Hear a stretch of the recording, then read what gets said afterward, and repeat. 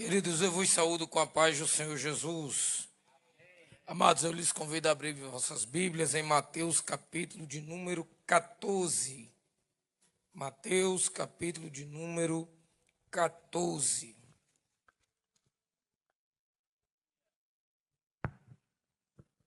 Enquanto você procura, me permita ser grato a Deus e louvá-lo por esta oportunidade de estar mais uma vez participando do Memadab. Que Deus abençoe a todos os jovens da abolição, a esse setor tão abençoado por Deus, a liderança por ter lembrado nosso nome. Muito obrigado pelo convite. E ao vosso pastor Rugiano, Deus o abençoe sua casa, sua família, em nome de Jesus. Recebo o abraço do pastor Nonato, meu pastor lá da igreja de Nova Betânia. Eu estou lá há pouco tempo, estou congregando lá 2 semanas. Eu estava dizendo aqui ao pastor Rugiano que, curiosamente, o Nova Betânia, pastor Rugiano, na boca do povo do Nova Betânia, é igual a rapadura no sítio. Não falta não, viu, irmão? O povo lá gosta do pastor Rugiano. Deus abençoe, ele conserve, amigo. Infelizmente não deu para a gente congregar junto, mas quem sabe o próximo ano, né? Em janeiro tu volta para lá. O irmão da Abolição 4 vai liberar você aí, em nome de Jesus. Mateus capítulo 14, verso 28. Quem encontrou, diga eu vou para o céu. Quem não encontrou, diga eu vou também. Que diz assim: Pedro respondendo a ele disse: Senhor meu, se és tu, ordena-me ir ter contigo sobre as águas. Então Jesus lhes disse: Vem. E descendo Pedro do barco, andou sobre as águas para ir até Jesus. Mas, ao se dar conta da força do vento, temeu e começou a afundar, e gritava dizendo: Salva-me, Senhor meu. E estendendo imediatamente sua mão, nosso Senhor o levantou e disse: Homem de pequena fé, por que duvidastes? Quando eles subiram no barco, o vento acalmou, e os que estavam no barco vieram e se prostraram perante ele e disseram: Em verdade, tu és o Filho de Deus. Quantos podem dizer amém? Meus irmãos, o livro de Mateus é um livro extremamente interessante. Mateus, ele usa a temática de apresentar Jesus como Filho do homem, Filho de Deus, representando a característica de Jesus em sua essência humana, mostrando para todos nós que Jesus, ele além de ter a sua natureza divina, também carregava a sua natureza humana, mas principalmente ser chamado de Filho de Deus, Filho do Altíssimo, Filho do homem. Isso simbolizava que ele era o Messias prometido. Em Mateus capítulo 14, o texto vai abrir nos apresentando algo que todos nós estamos sujeitos, e passou pela vida de Jesus essa mesma triste eventualidade. Que eventualidade é essa, irmão Pedro? A Bíblia diz que no livro, logo no começo do texto, Jesus vai perder alguém amado. Jesus vai receber a notícia de que seu primo, João Batista, está morto. E como é que se dá a morte de João? 2 coisas acontecem prioritariamente e que nós precisamos observar. Por que João morre? 2 coisas. A primeira, o texto diz que Herodes, o tetrarca, esse tetrarca aqui não é cargo, é o significado de que ele herda a 4ª parte da herança deixada por Herodes o Grande. Nesse ponto, a Bíblia diz que Herodes vai mandar prender João por um motivo, um engano, um equívoco. E este equívoco é digno de adoração e de louvor ao nome do Senhor. Por quê, irmão Pedro? Paulo, certa vez, ele escrevendo, ele vai dizer: Sedes meus imitadores, como eu sou de Cristo. Paulo estava dizendo que nós não deveríamos ser que nem ele, mas tentar fazer o que ele faz, se comportar como ele se comportava, porque a forma como ele se comportava, aquilo que ele fazia, lembrava o Cristo que ele servia. Então, o que Paulo estava dizendo é: se você se comportar como eu me comporto, se você agir como eu ajo, vão começar a pensar que você é alguém que se assemelha ao Cristo. Por que que Paulo diz isso? E eu lembro inevitavelmente de João. Que equívoco é esse?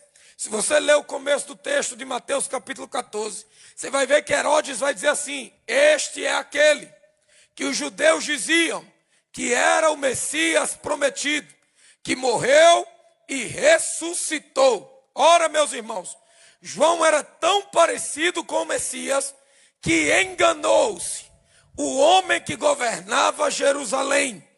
Perceba, não é sobre ser João, não é sobre ser profeta, não é sobre ser pregador, mas é sobre ser alguém que anda como ele anda, que se comporta como ele se comportava, a tal ponto de quem está do lado de fora olhar para nós e não ver só um homem comum, mas começar a dizer: parece com Jesus, anda que nem Jesus, fala que nem Jesus, se veste que nem Jesus se vestia. Perceba, a primeira característica da morte de João é a causa de ser alguém que lembrava o Cristo que ele pregava. A segunda coisa que faz com que João venha morrer é que ele é fruto de indignação. Os homens, as mulheres, as pessoas que ouviam as mensagens de João se incomodavam com a mensagem que João pregava. Jovens, eu vou dizer-lhes uma coisa: até hoje, meus amados pregadores que estão me ouvindo, pastores que estão aqui presentes, mulheres, homens, o que incomoda quem está lá fora não é a forma como nós nos vestimos, não é a forma como está o nosso cabelo, não é como nós andamos. O que incomoda, pastor Rugiano, as celebridades seculares, o que incomoda quem está do lado de fora, não é o louvor que cantamos, é a mensagem que nós pregamos. Que mensagem é essa? A mensagem que nós guardamos há tantos e tantos anos e que ainda é a mesma que é pregada nos nossos púlpitos. Jesus está voltando. O que incomoda o quem nos ouve é a certeza de que nós vamos ouvir a trombeta tocar, os céus se abrirem e o noivo da igreja voltar com alarido e com glória, montado num cavalo branco, e na sua coxa ainda vai estar escrito que ele é Rei dos Reis e Senhor dos Senhores. Só quem está à espera dessa trombeta, levante a mão para o céu e dá um brado de glória para ele. João pregava essa mensagem, o mesmo evangelho que nós pregamos. Perde a cabeça por causa disso. E eu preciso que você entenda: ser perseguido, ser atribulado por se parecer com Jesus, nunca foi prova, sempre foi um privilégio. É honroso ser perseguido por ser crente. João é perseguido. Ele tem a sua cabeça arrancada e a Bíblia vai dizer que agora Jesus recebe a notícia e ele está em um culto e é atrapalhado, é interrompido, e no meio do culto alguém vai comunicá-lo: mestre, teu primo, o João, ele foi morto. A Bíblia diz que Jesus na hora olhou para os discípulos e disse: despede a multidão que eu vou sair daqui. Bíblia diz algo curioso. Bíblia diz que Jesus vai para um lugar deserto. E perceba que a Bíblia não diz que lugar é esse. A Bíblia não diz aonde ele fica, mas a Bíblia diz que a multidão chegou lá primeiro. E quando eles chegaram, A Bíblia diz que Jesus olhou para os discípulos e disse: vocês vão fazer o que para dar de comer a esse povo? Duas coisas importantes que nós precisamos salientar. Primeiro, é o motivo pelo qual a multidão consegue achar Jesus. Como assim, irmão Pedro? Perceba uma coisa. Se não tinha endereço, como é que esse povo sabia aonde encontrava Jesus? Aqui é o segredo de dois tipos de gente que vem para culto. Aqueles que vêm só por vir, não acham Jesus em culto. Mas a Bíblia diz que ao chegar lá, eles encontraram Cristo, porque eles não vêm por causa do evento. Eles vêm por causa da presença de quem estará lá. Culto que Jesus é prioridade, a gente vem sabendo que acha Ele.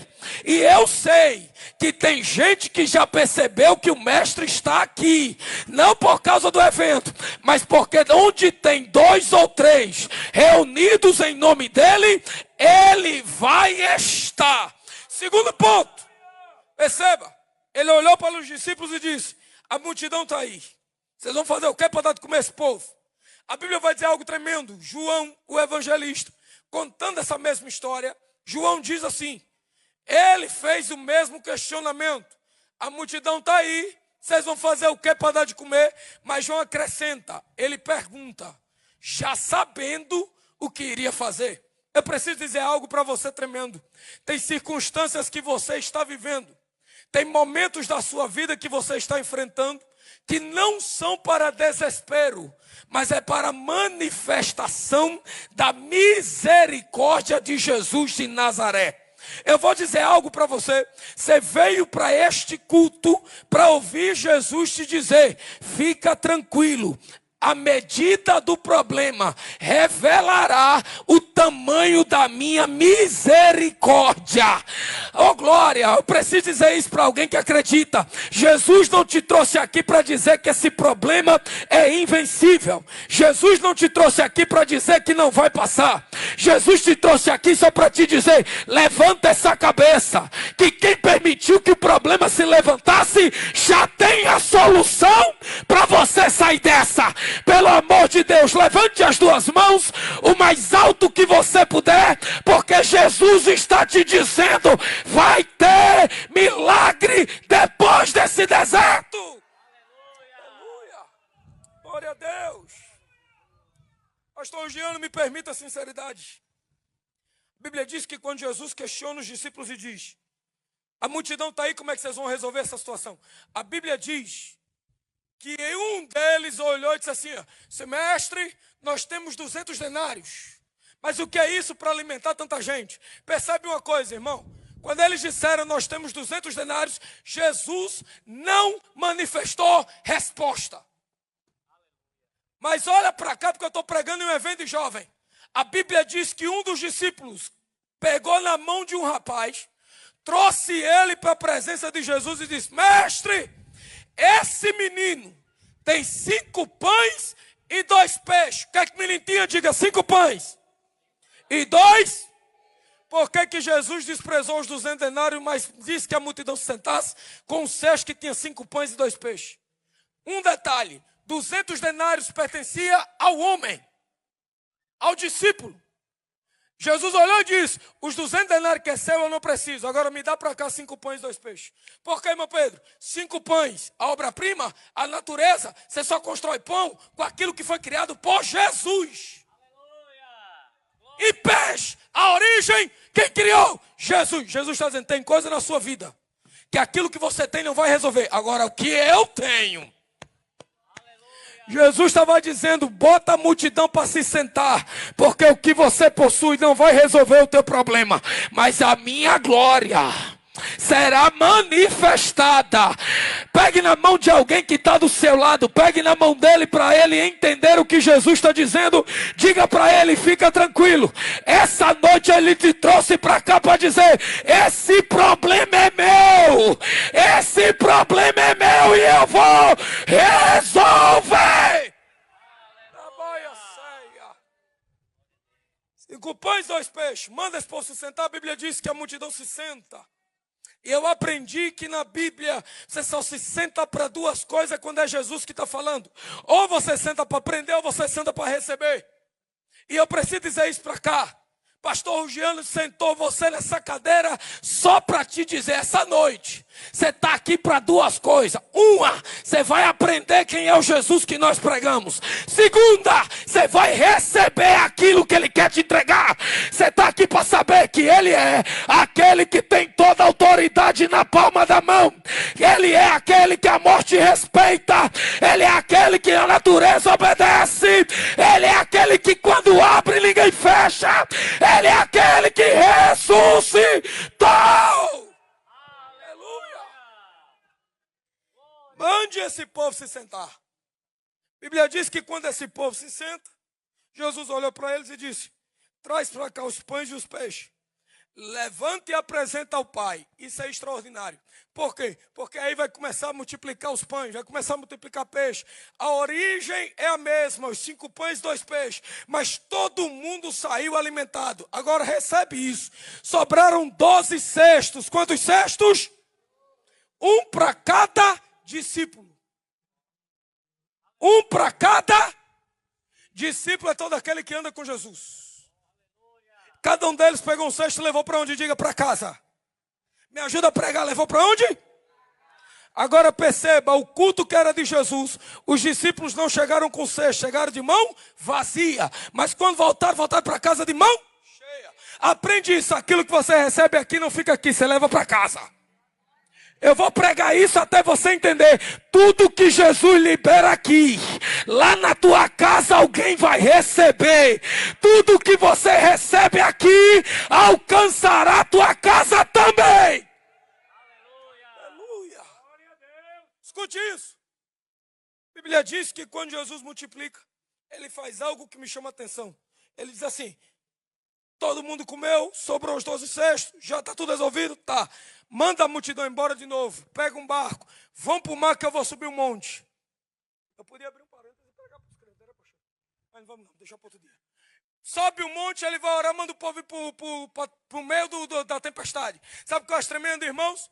É que a Bíblia diz que quem mandou os discípulos pegar o barco e ir para o meio do mar foi Jesus de Nazaré. Vou repetir isso. Tem vento no mar, mas quem mandou eles ir? Vem. Quem mandou eles irem? Tem mar bravo, mas quem mandou eles irem? Irmão, ser crente não é inibição de ser provado. Aleluia. Andar com Jesus não nos inibe de sofrer. Então, irmão Pedro, se ser crente não nos inibe de sofrer, então qual é o sentido de ser crente? É ter a convicção que a tempestade não vai nos matar, que a tempestade não vai virar o barco, que a tempestade não vai nos fazer voltar atrás. Por que, pregador? Quem mandou se responsabiliza de guardar. Quem mandou você ir vai dar livramento. Eu quero profetizar sobre a vida de alguém que está ligado neste culto. Tem livramento acontecendo agora. Agora! Aleluia! Perceba, a Bíblia diz que ele vai vir. Mandar os discípulos irem, mas só vai para o mar na 4ª vigília da noite. Qual é a 4ª vigília, irmão Pedro? Tem horário. Horário? Tá doido? Tem. Cultura judaica. 4 vigílias os judeus vivem. Primeira vigília, 6 às 9. Segunda vigília, 9 às 12. Terceira vigília, 12 às 3. Quarta vigília, 3 às 6 da manhã. Então, se ele disse que chegou na 4ª vigília, pastor Rugiano, ele chegou entre 3 e 6 da manhã. Agora, sabe o que é interessante? Por que Jesus não veio na primeira? Por que ele não vem na segunda, Belinha? Por que ele não vem na terceira? Porque na primeira ele está olhando para você e está dizendo: vai tranquilo que eu sei que você aguenta. Aleluia. Por que ele não vem na segunda? Porque ele está olhando para você e está dizendo: você aguenta, pode ir. E na terceira é a mesma coisa, vai que você aguenta. Mas a Bíblia diz, quem diz não é irmão Pedro, a Bíblia diz, na 4ª vigília. Na 4ª vigília. Na 4ª vigília. Eles olharam e lá vinha ele. Vou repetir isso. Por que na 4ª vigília? Porque o texto diz: e quando o barco estava quase vindo a pique. Perceba, o barco era repleto de gente que pescava. Pedro, chefe de pescaria, mas não conseguiu interromper o vento. Pedro, chefe de pescaria, não conseguiu escapar do mar bravo. Mas lá vem ele, andando sobre as águas. Aleluia. Eu quero pregar para alguém que está me ouvindo. Ele está vindo aí. Ele está vindo aí. Na vida de alguém já é a quarta vigília. E a tua vida está quase vindo a pique. Mas eu trago a notícia da parte de Deus. Ele está vindo aí.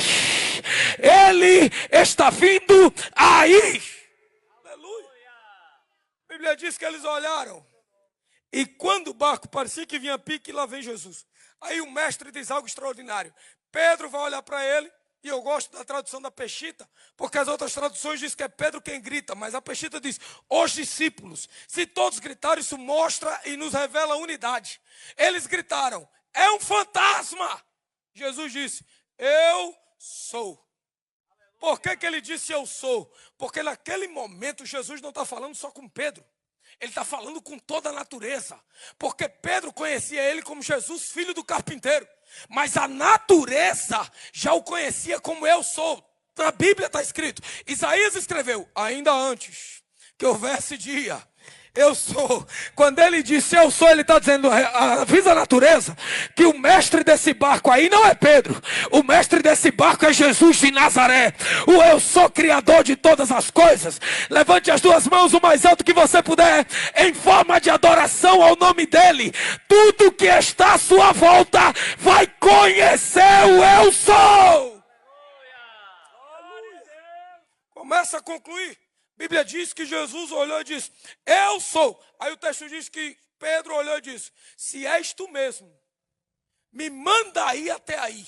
Jesus não disse assim, Pedro, olha como é que está o vento, dá uma olhada como é que está o mar. A Bíblia diz que Jesus olhou e disse, vem, vem.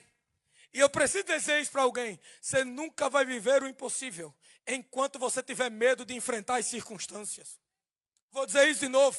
Enquanto você não se permitir viver o impossível e continuar aprisionado em um nível de medo que te faz olhar para as circunstâncias, em vez de continuar focado no alto, você nunca vai saber o que é milagre de verdade. Me mostra outra pessoa fora Jesus que viveu, que andou por cima das águas. Só tem Pedro. Aí tem gente pregando por aí dizendo que é frouxo. É nada. Me mostra outra pessoa que andou. Se Pedro tem fé pequena porque andou sobre as águas, quem ficou dentro do barco, que tipo de fé tem? Eu preciso pregar para alguém. Essa noite Jesus está dizendo, só tem um jeito de você entender o nível do poderio de Jesus de Nazaré. É se você parar de tiver medo, de permanecer com medo, de encarar as dificuldades. A ordem dele para nós essa noite é essa. Vem viver o impossível. Vem viver o impossível.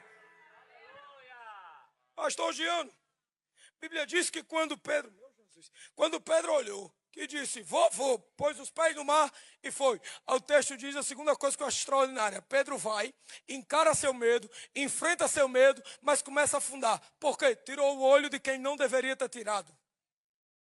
Eu preciso pregar para você ouvir uma coisa verdadeira. No dia em que você tirar o olho de Jesus, com toda certeza você também vai começar a afundar. Mas eu preciso pregar algo para você. Irmão Pedro, o que é? Fica tranquilo. A mão dele continua estendida em sua direção. A mão dele continua estendida na sua direção. E ele te trouxe para esse culto para dizer para você, eu estou aqui com a mão estendida para você e não quero deixar você afundar. Jesus está dizendo para você, é tempo de socorro na tua vida. E se você acredita que o socorro bem presente no dia da angústia está aqui essa noite, levanta essa mão e abre essa boca para dar glória para ele. Jesus pegou ele pela mão, puxou de volta, disse o tamanho da fé dele, homem de pequena fé, por que tu duvidaste? E trouxe ele de volta para o barco. E aqui eu preciso dizer isso para os irmãos. O texto diz assim, e todos escaparam. Mas escaparam por quê? Por causa da atitude de um, que entregou a mão de Cristo Jesus.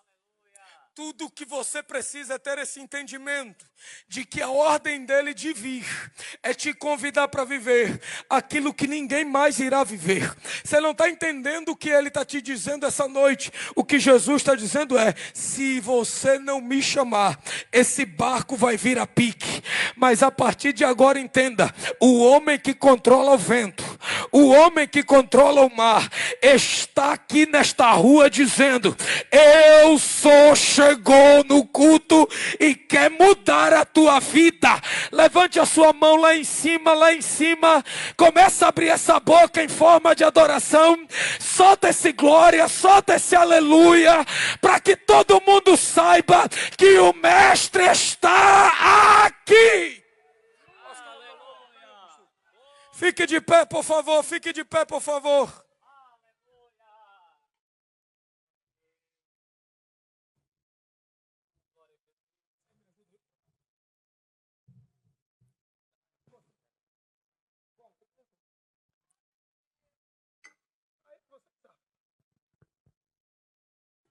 Você pode fechar seus olhos por um instante.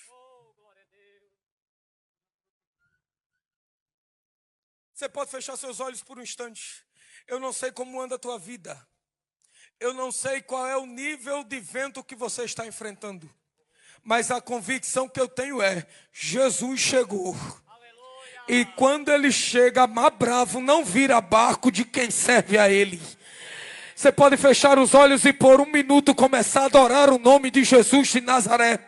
Porque eu preciso que você perceba, ele está vindo na tua direção. E ele está dizendo para você: fica tranquilo. Esse vento não vai virar o barco. Esta tempestade não vai virar este barco. Começa a soltar esse glória a Deus aí. Começa a soltar um aleluia para ele em forma de gratidão. Começa a entregar para ele aquilo que é só dele. Adoração genuína da noiva dele.